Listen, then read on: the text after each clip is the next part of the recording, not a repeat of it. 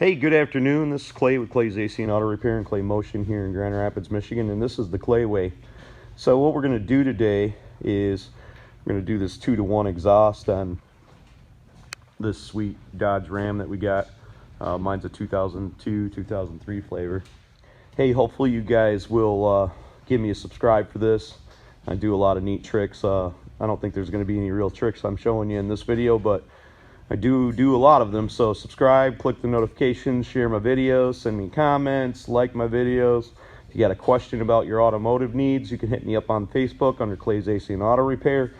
I can help you with your car, but I can't help you with your baby mama drama. So I wanted to talk about exhaust this morning. You got a couple different ways of putting exhaust together. You probably know all of them, maybe with the exception of them right there, which is something that I've been using for a number of years now.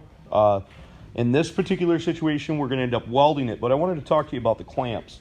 So a lot of you guys will clamp these exhausts down with these sweet clamps that they give you. We're not going to use these. We're actually going to weld this one. I highly recommend not using these, but these only cost about $1, and these are about $9 a piece, maybe even 10. And in this particular situation, I believe we'd need about 8 of them to put this exhaust on. So we're going to weld it up because we really don't like using these. We are going to use these as the hanger holders, but we're not going to use them to clamp the exhaust together. Now, these are what are called Torca easy clamps. They're made of stainless steel. They basically just wrap around like a band.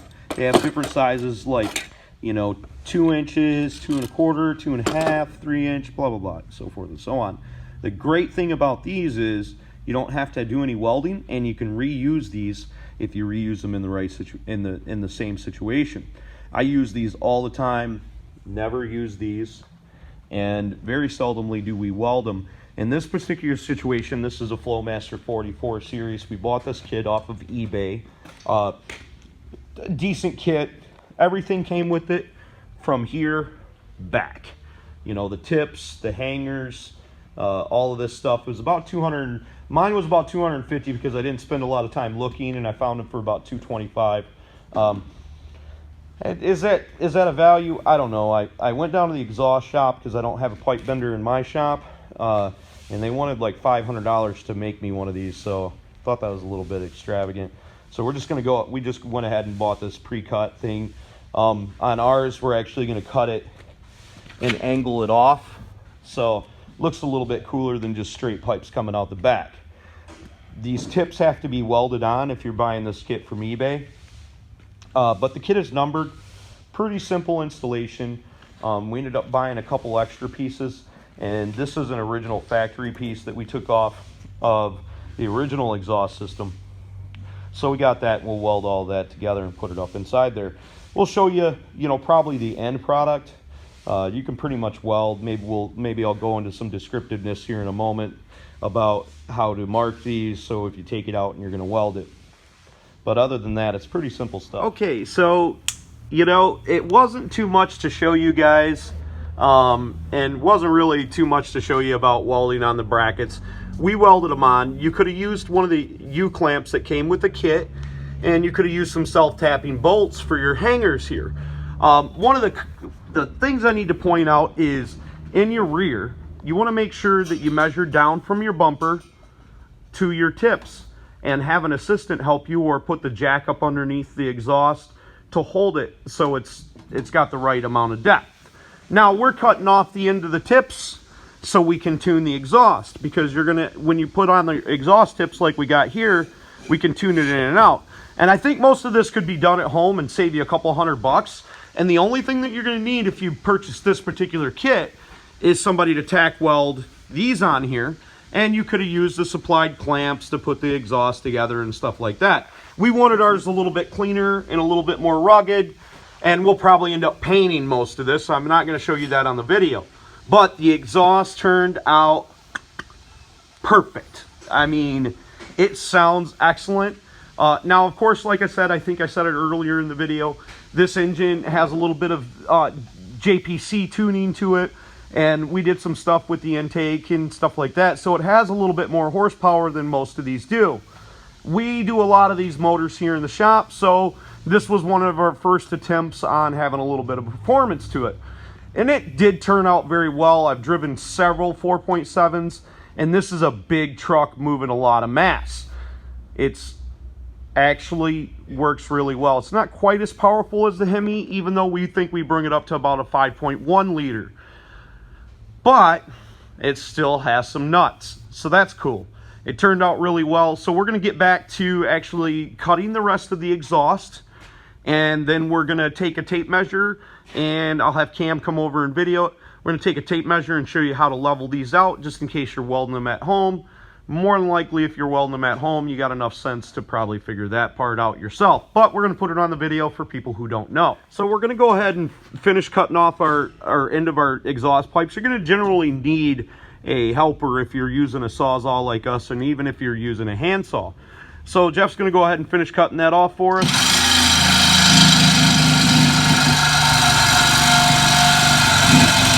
It's a little bit hard at the end when it's starting to go, so you're going to apply pressure upwards on it, and then that'll allow it not to move around and vibrate as much.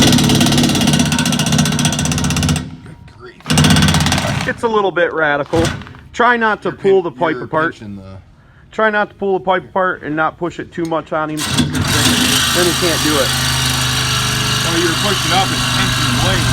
Right? That's what's causing my blade. Probably would help if we had a new Sawzall blade too.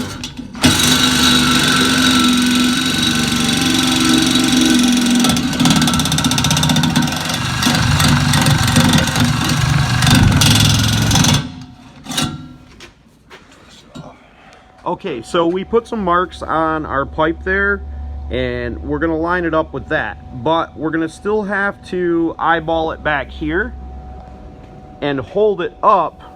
So Cameron, go ahead, put your hand up there, and then I will eyeball it.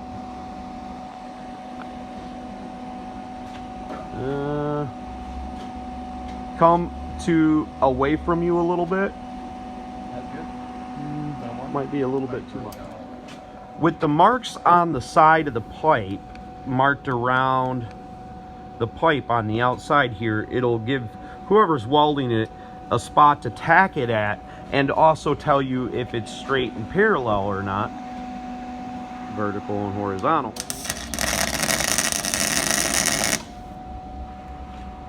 So we'll give it a couple tacks on both sides. We'll actually do each one of them, and with just tack welds we can actually move it later if we have to. So we're not going to go send it all the way home with the welding right now. So to make sure both sides are the same, we're obviously going to take a tape measure, and we're going to measure down from the top to there, and then when we go to tack this one down, we'll do the same thing. So using the inner part of this framework right here for our hitch, we could measure from there to there, but at the very least we can eyeball it to make sure the two distances are the same. Like right now, the palm of my hand and that they touch, or they don't here. So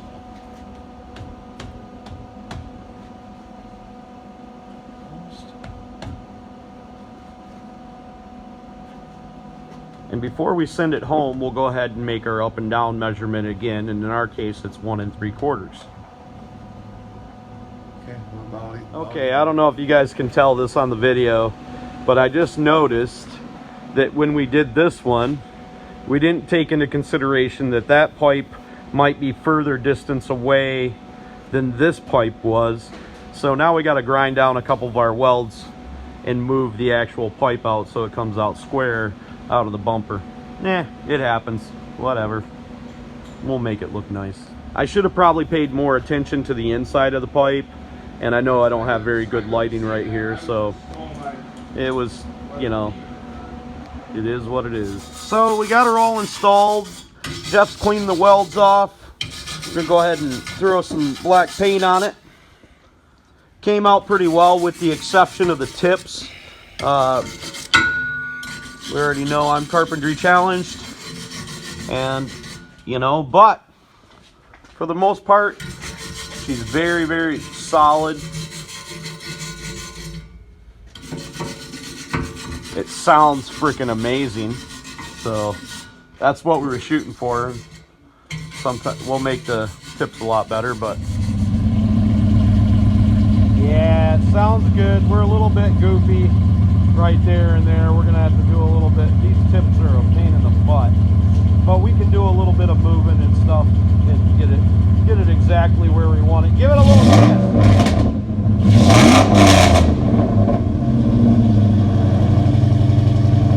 Yeah, that's pretty sick right there. Hopefully you guys dig the video. Subscribe to my page. Click the notifications. Remember, if anyone else can do it, you can do it too. You can even mess up just like we did here. I will say this, it's not Jeff's fault. He was just a welder. This is my fault. So, mistakes happen. That's why I'm not a carpenter, and we all know I'm carpentry challenged. So, God bless you guys. If you got to get a message to me, hit me up on Facebook under Claves AC and Auto Repair. Like my videos, share my videos, subscribe, click the notifications, all that jazz. Have a great day.